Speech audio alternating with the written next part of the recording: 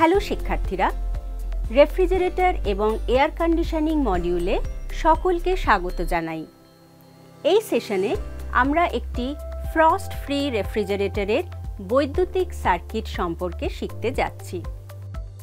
উদ্দেশ্য, এই অনুশীলনের শেষে আপনি যা যা শিখবেন: একটি ফ্রস্ট ফ্রি রেফ্রিজারেটরের বৈদ্যুতিক সার্কিটকে ভালোভাবে চেনা, একটি ফ্রস্ট ফ্রি রেফ্রিজারেটরের বৈদ্যুতিক সার্কিটকে ট্রেস করা, একটা ফ্রস্ট ফ্রি রেফ্রিজারেটরের সমস্ত বৈদ্যুতিক অংশগুলিকে ডিসম্যান্টল করা, ফ্রস্ট ফ্রি রেফ্রিজারেটরের সমস্ত বৈদ্যুতিক অংশগুলি ভালো অবস্থায় রয়েছে তা নিশ্চিত করা,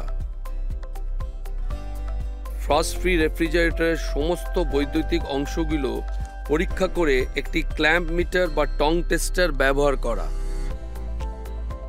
আসুন এখন আমরা ফ্রস্ট ফ্রি রেফ্রিজারেটরের বৈদ্যুতিক সার্কিট ট্রেস করার জন্য প্রয়োজনীয় সরঞ্জাম জিনিসপত্রগুলি একবার দেখে নিই। সরঞ্জাম, জিনিসপত্র এবং উপকরণ: ট্রেনিং স্কেট, টং টেস্টার বা clamp meter, cutting plier, screwdriver, test lamp, voltmeter এবং অ্যামমিটার, ছুরি, defective frost free refrigerator, insulation tape, multicore wire 3 meters, wire clip, cotton waste. এখন ফ্রস্ট ফ্রি রেফ্রিজারেটরের বৈদ্যুতিক সার্কিট ট্রেস করার জন্য প্রয়োজনীয় প্রস্তুতিগুলো দেখা যাক। টাস্ক 1: ফ্রস্ট ফ্রি রেফ্রিজারেটর থেকে সমস্ত বৈদ্যুতিক যন্ত্রাংশ খুলে ফেলা। যে কোনো খোলাখুলি কাজ শুরু করার আগে নিশ্চিত হয়ে নিন যে রেফ্রিজারেটরটি পাওয়ার সোর্স থেকে সম্পূর্ণরূপে আনপ্লাগ করা হয়েছে কিনা। শার্প এজেস বা ইলেকট্রিক্যাল হ্যাজার্ডস থেকে সুরক্ষিত থাকতে সুরক্ষা গ্লাভস এবং গগলস পরুন। কম্প্রেসর, ফ্যান এবং কন্ট্রোল বোর্ডের মতো বিভিন্ন বৈদ্যুতিক অংশগুলো কোথায় আছে তা বুঝতে রেফ্রিজারেটরের স্কিম্যাটিক ডায়াগ্রামটি দেখুন। রেফ্রিজারেটরের মডেলের উপর নির্ভর করে কিছু উপাদান প্যানেল বা কভারের পেছনে থাকতে পারে। অভ্যন্তরীণ উপাদানগুলি অ্যাক্সেস করতে সাবধানে বাইরের প্যানেলগুলি খুলুন বা আনক্লিপ করুন। স্ক্রু বা ক্লিপগুলির অবস্থানগুলি নোট করুন এবং তাদের পুনরায় একত্রিত করার জন্য সংগঠিত রাখুন। বিভিন্ন অংশ থেকে বৈদ্যুতিক সংযোগকারী সংযোগ খোলার কাজ শুরু করুন। কম্প্রেসর রিলে ক্লিপ এবং রিলে সরান। অপসারণের সময় তারের রং নোট করুন।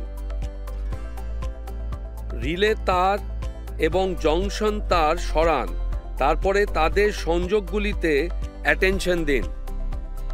থার্মোস্ট্যাট সুইচটির অবস্থান এবং সংযোগগুলি নোট করে স্ক্রু খুলুন এবং সরান। ফ্যানের ব্লেডের স্ক্রুগুলো খুলুন এবং ফ্রিজার ফ্যান মোটরটি সরান। বাল্ব এবং লাইটের সুইচ এবং লাইটের হোল্ডার সরান। শুধুমাত্র টাইমার সুইচ এবং স্ট্রিপ হিটার তারের স্ক্রুগুলি খুলে ফেলুন।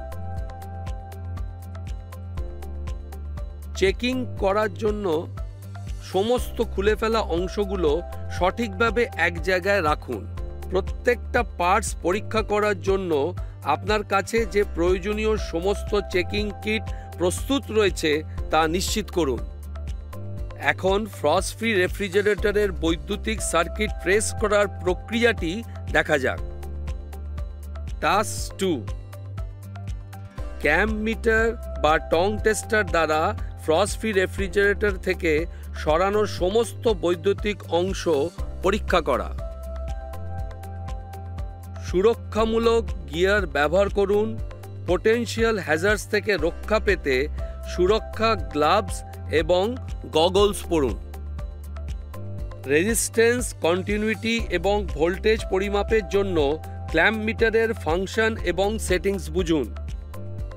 রেফ্রিজারেটর থেকে সরানো সমস্ত বৈদ্যুতিক উপাদান একটি পরিষ্কার এবং অর্গানাইজ ওয়ার্কস্পেসে সাজান। ক্ল্যাম্প মিটারটিকে কন্টিনিউটি টেস্ট মোডে সেট করুন। ক্ল্যাম্প মিটার কাজ করছে এবং একটি শব্দ নির্গত করছে বা কন্টিনিউটি ইন্ডিকেট করছে তা নিশ্চিত করতে প্রোবগুলিকে একসাথে স্পর্শ করুন। কম্প্রেসর পরীক্ষা।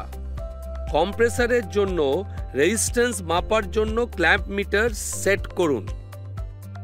কম্প্রেস টার্মিনালে ক্ল্যাম্প মিটারে যুক্ত করুন এবং অবিচ্ছিন্নতা পরীক্ষা করুন। কম্প্রেসর টপ টার্মিনাল সি এর সাথে কালো লিড এবং মিটার ইউনিটের লাল লিড কম্প্রেসর আর টার্মিনালে সংযুক্ত করুন। মিটার ওম প্রদর্শন করা উচিত। কালো সীমা না খুলে কম্প্রেসর এস টার্মিনালে লাল তারটি স্পর্শ করুন। এটি স্টার্টিং ওয়াইন্ডিং ওম দেবে।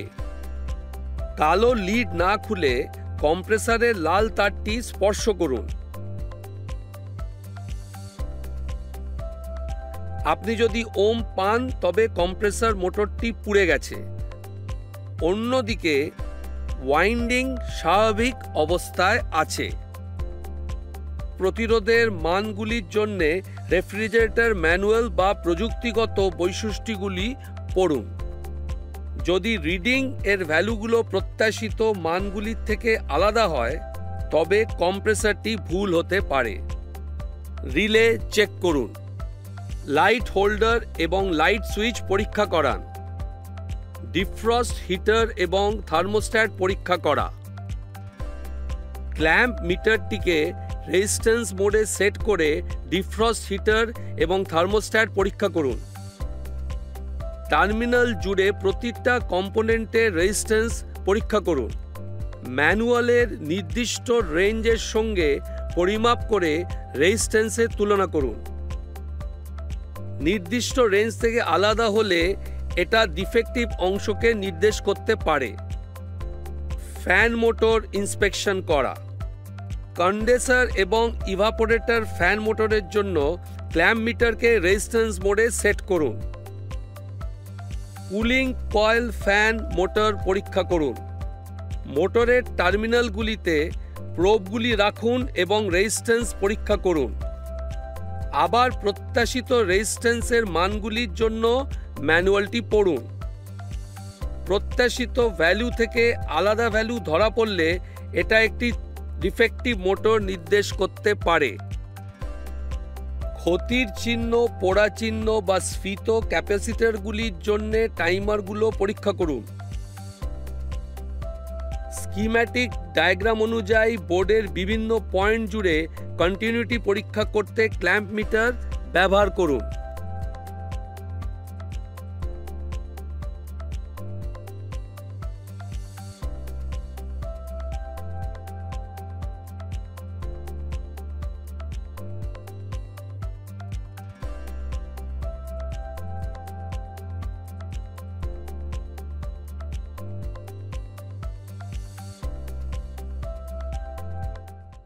রিক্যাপ।